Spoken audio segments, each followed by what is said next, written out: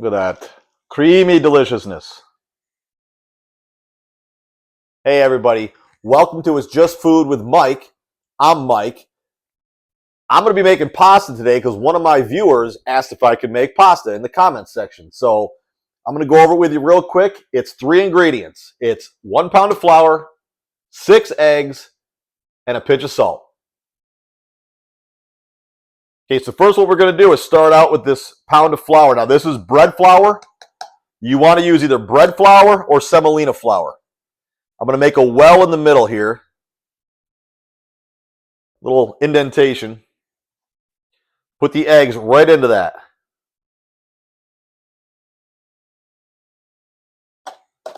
And if it breaks out, it doesn't matter. Pinch of salt. We're going to get this all back together in a minute here. All comes together as it flows everywhere. That's what the bench scraper's for. Just cut it all in together. We want to get this to where it's a smooth consistency. Into a smooth dough. I use this bench scraper because, as you can see, it does a good job of scooping it all up, getting it all up off the counter here. Cuts it in together. I get it to where it's like a shaggy mass, then I'll start using my hands a little bit.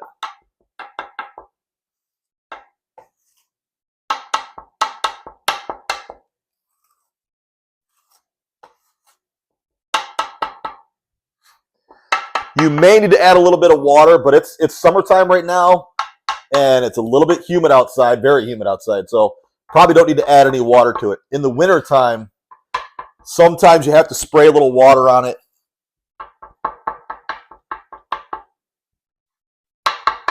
Like I said, this dough is very easy to make. Anybody can do it.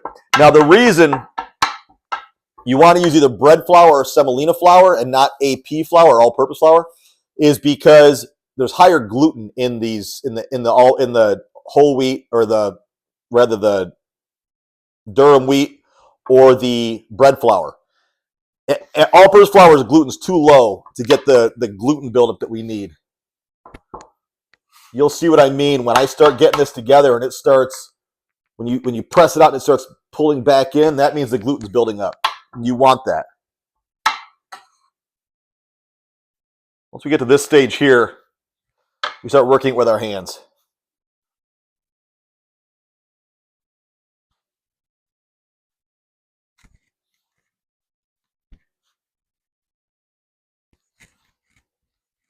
Just going to bring it all together. May need a little bit more flour here. Okay, so what we're doing now, we're just going to knead this, fold it over, push down, fold over, push down. Okay? We want to get this to a smooth consistency. It's not quite there yet. But you can see how easy it is to work with. I mean, it's very easy to get this to come together.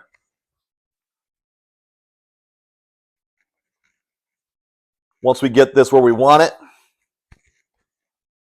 and keep in mind, we're going to knead this some more once we throw it in the roller. So that's enough for now. That's about what you're looking for right there. Okay, you can see it wants to kind of push back out, push back into itself. That means the gluten's building up. So that's enough for now. Okay, we just wrap this up in plastic wraps, tightly sealed up. This does a couple things. It lets it rest, and it also hydrates all the flour. It gets all the moisture into the flour so that it's a complete dough by the time we start cutting it. And that's when you may have to add a little bit more flour to it just so it doesn't stick to itself. So go in the fridge for an hour, at least. Okay, so now I'm getting my Alfredo sauce ready. This is the sauce my wife likes. It's kind of more of your Olive Garden style of Alfredo. I know it's not the real thing. I don't want to hear about it. I know.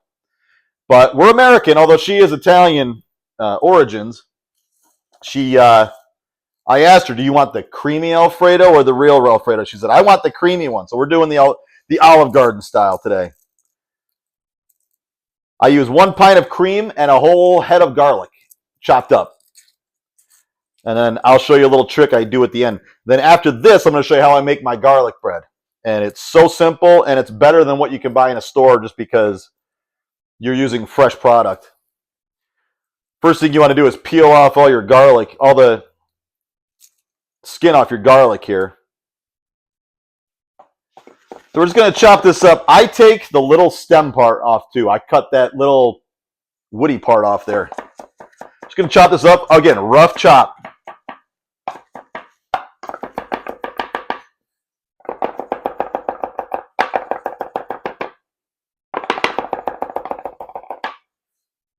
Doesn't have to be pretty. But my wife likes a lot of garlic in her food, so she gets it. Wait till you see my garlic bread. That uses the same amount of garlic. A whole head of garlic.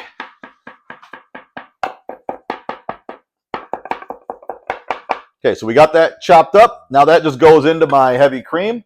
Again, 1 pint of cream. Get that picked up there.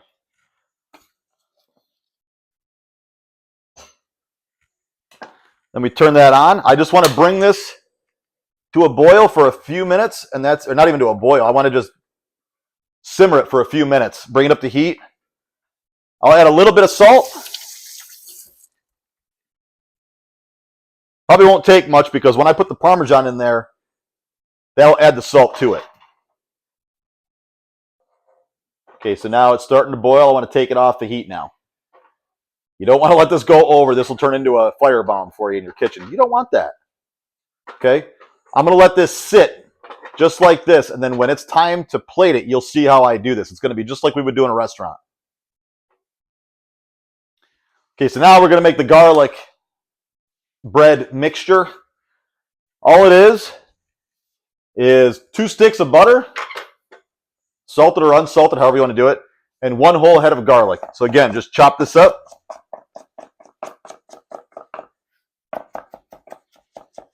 While this is chopping, I'm going to turn this on and get the butter melting. 2 sticks of butter.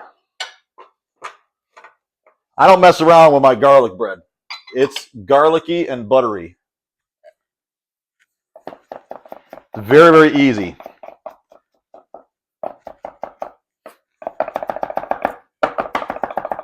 If you got a food processor, do this in a food processor. I have one, but I'm just doing this to show you. You don't need to have one. Don't buy that pre-minced stuff in a jar. I think that stuff is terrible. It's got a very odd flavor. I don't know what they do to them to make it taste like that, but it's not good in my opinion. This is just a far better product when you're going from fresh.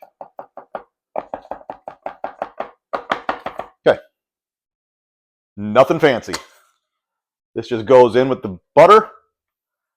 And I'm going to let that steep like a tea almost once it comes to a boil. Once it comes to a simmer, whatever you want to call it. Don't want to get it too hot because we don't want to burn the butter.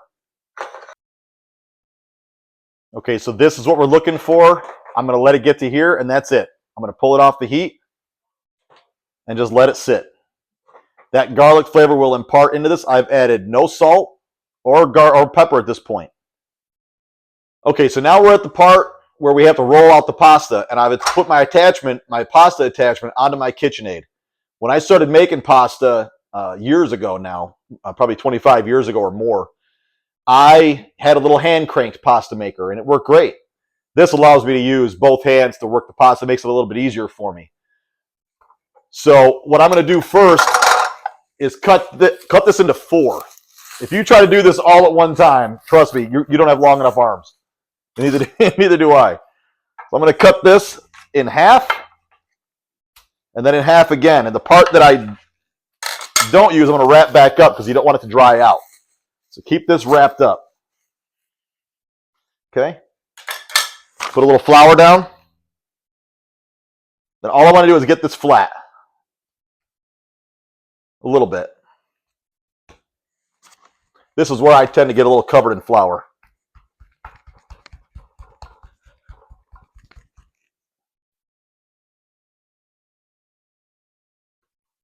Try to get a little square or rectangle started. Okay, so you can see here I've got this open up all the way. It goes wider and narrower. Okay, I'm going to have this open as far as I can get it. Right there. Turn it on the lowest setting and feed the pasta into it. Make sure it's flat so it goes through.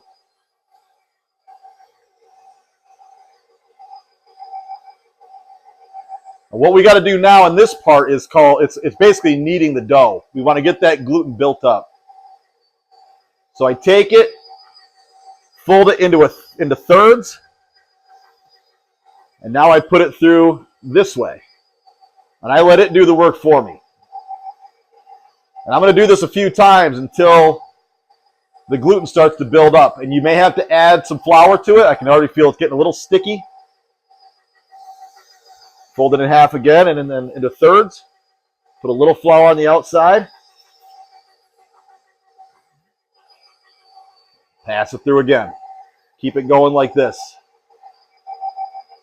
You really can't overdo it at this point. You want that gluten built up so that it holds together.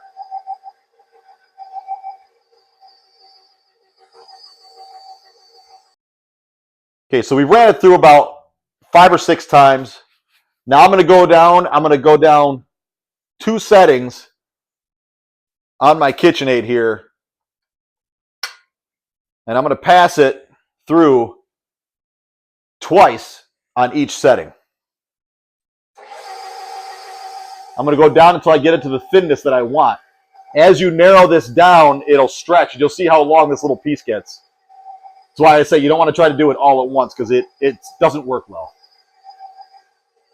I don't even try to do half.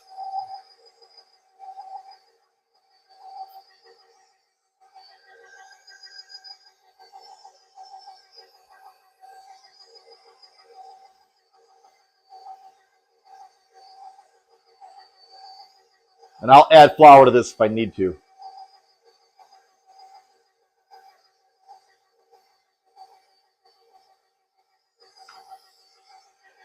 Cut it down 2.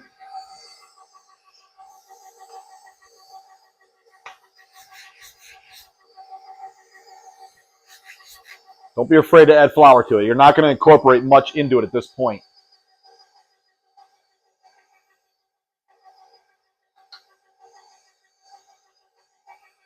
Get in there.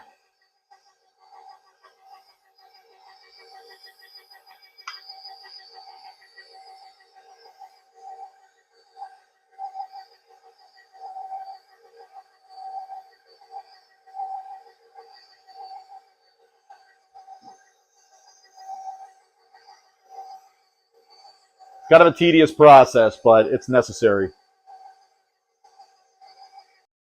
Okay, so now we've got it to the thinness that we want. I'm going to cut this now to size because the next thing I'm going to do with this dough is cut it into fettuccine with the cutter that has attached to it. I'm going to cut this down to the size that I'm looking for to make it manageable.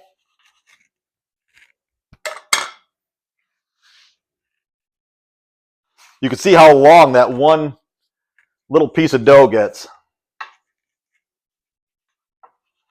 A little bit of this dough goes a long way. That's why I use 1 pound of flour, and that's really more than my family and I will use. Okay, so now what I got to do is take off this attachment and put on the fettuccine attachment. And you can see it's got little teeth in there. It's got little, instead of just being flat rollers, it's got teeth in it.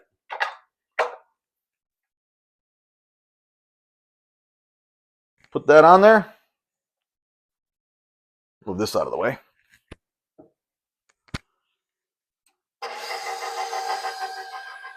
And then just pass it through, and that'll cut it into the fettuccine.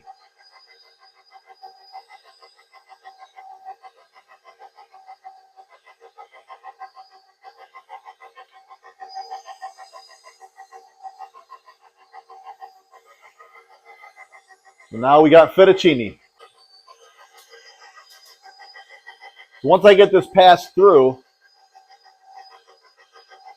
I was going to dust it in some flour and then go on to the rest of the dough. I try to cut these ahead You can hang these.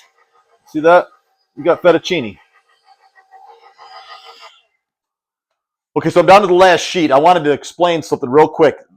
If you're going to make ravioli, you're just going to get it down to the thinness that you want, the thickness or thinness, whatever you want to call it. And then you'll fill it, fold it over, or however you want to make your raviolis, tortellinis, same thing. Obviously, I'm cutting it into fettuccine, and I'll show you how much I have here out of that 1 pound of flour. You get quite a bit. I think I need to grease my KitchenAid here.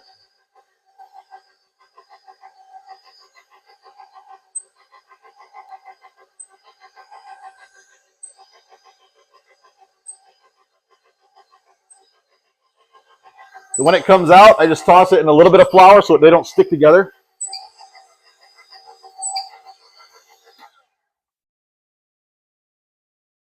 We have all of this here. I don't know. That's a pound of flour and 6 eggs. Whatever that weighs, that's how much you get. And once we cook it, it'll actually puff up a little bit more, and you'll get even more volume out of it. Okay, so back to the garlic bread now. I'm just going to cut this bread in half, lengthwise.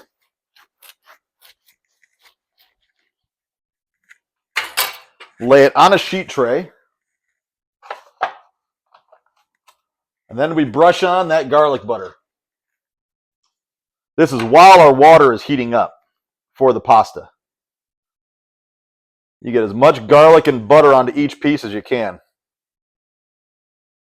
Really slather it on there heavy.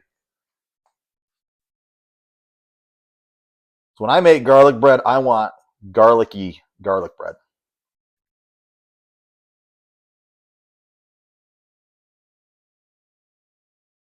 This garlic's been steeping for about 30 to 40 minutes in this, along with the Alfredo sauce, the finger quote Alfredo sauce. I want butter and garlic on every one of these. I lay it on heavy. Got my oven set to 400 degrees. You got to watch it because the garlic can burn, the bread can burn, the butter can burn. You'll see I use just about all of this because I want it to taste garlicky.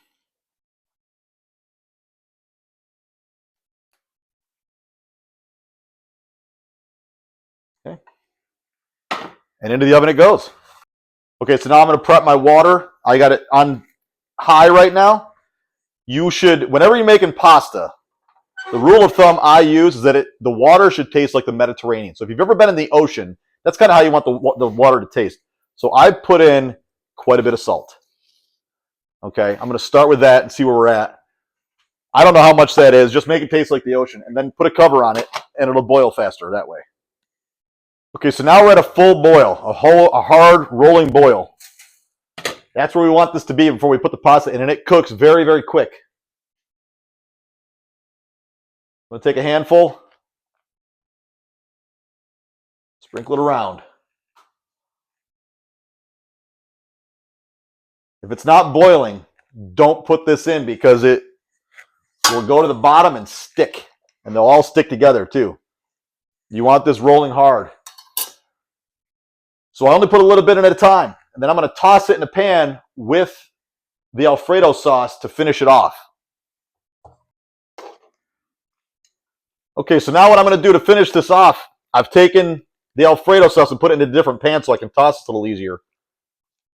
Take this out. You want a little bit of that water in there with it. If I had a stove, it'd be a whole lot easier. I'm trying to do this for you guys on my little burner here. I have another burner. I just haven't gotten it out of my garage.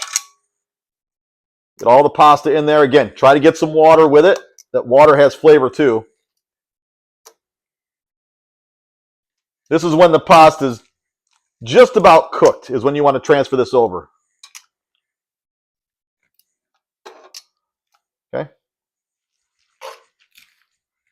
It'll finish cooking in the cream that I have on the stove there.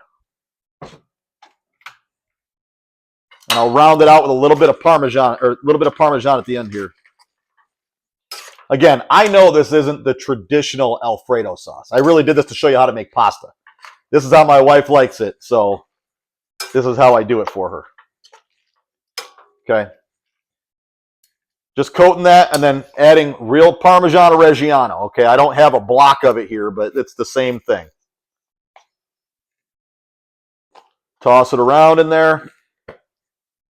Oh, my burner just went out. I think I'm out of butane for that tank. And now is when I'm going to season it. I already seasoned the water that I made the pasta in, so it should already be seasoned. Yeah, it needs a little salt, and I'm gonna finish it with pepper. Black pepper.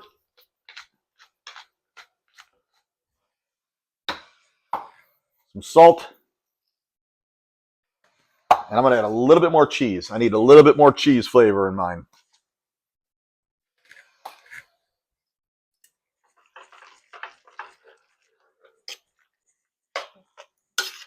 Okay, so now we have our finished product. Creamy. I know it's not the real thing, but it's how my wife likes it.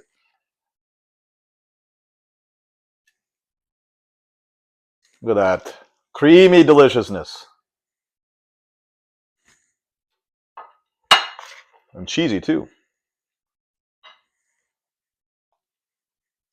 Okay, we get that.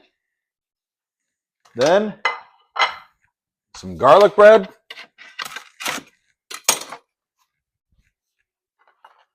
And that's dinner. So that's the show for today. I appreciate you joining me. If you liked the episode, give it a thumbs up. Subscribe if you haven't subscribed. I mean, it's free. You might as well do it, right? Give a comment. Again, this was done because of a comment from a viewer. She wanted to see pasta. I made pasta for you. Share it with your friends. Let's get this out there to everybody. Let's try to get the numbers up so we can keep making these episodes. Because the more people that join, the more I can do this. So I'll see you next time. I should have another one out this week, at least one more this week. So I'll see you next time. Have a good day.